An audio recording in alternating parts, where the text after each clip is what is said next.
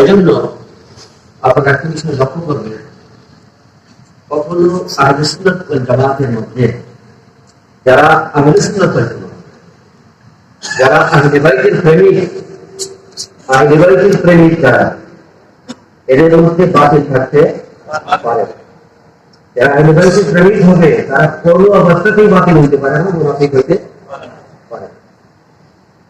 আর কোন মুনাফিক আহলে বাইতের মধ্যে থাকতেও,